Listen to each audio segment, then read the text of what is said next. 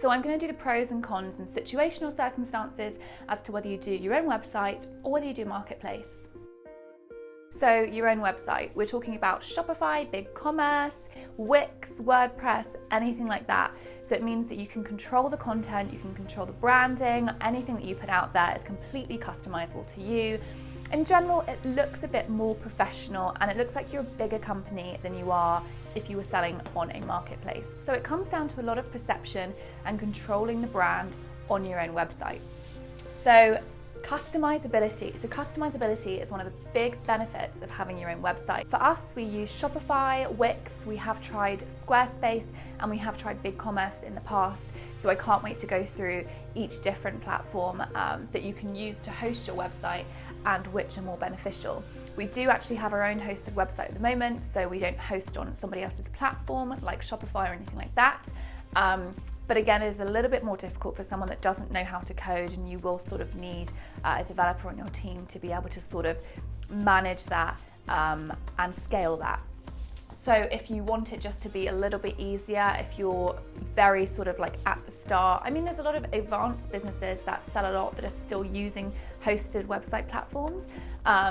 It depends what you really want, but I recommend that starting an e-commerce business, you either sort of look at hosting a website on a hosting platform or you look at a marketplace. So you've got customizability, which is fantastic. And within that comes how you structure your products. So on your homepage, you can put your best sellers, you can put descriptions of different products. You have a lot more customizability than you would on a typical marketplace store. On your homepage, you can also really utilize that unlimited scrolling effect that a lot of the generation have. We love to scroll, so you can put so much content on your homepage, including blog posts, things about your ethos, your mission, your team, all of your products of the month. You can go all out there and it probably will enhance your chances of selling rather than just showing the generic product page that you would do on a marketplace. And with content, that includes blogs. So blogging is fantastic for your SEO.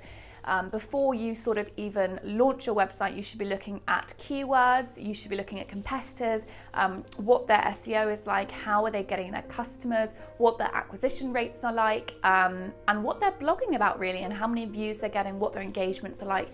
We'll go through that all in another video.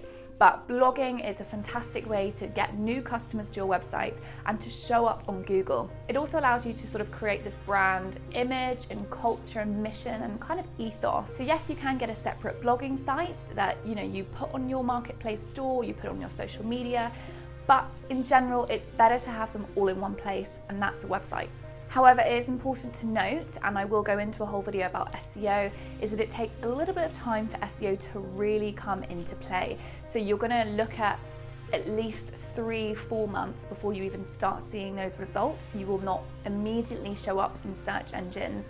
And that's okay. You can use other forms of marketing to acquire customers, such as PPC, pay-per-click advertising on social media. There's so many strategies that you can do to grasp your customers, but it's just worth noting that although yes, you will have control of your content and you eventually should reap the benefits of the SEO from your blog and content, it is worth noting that it may take a while at the beginning, but don't let that put you off. Another benefit of websites is that you can control your own fees. eBay as well take 10%, I think it still is, of your final transaction. Etsy take a 20% fee just to list your product and to renew your product once it expires every 4 months. Again, we'll go into that later, but websites are good because you have more control over your own fees. It is worth noting if you do use payment providers such as Stripe or you do host on platforms such as Shopify, they will take a fee as well, even though frustratingly you pay for the platform every month.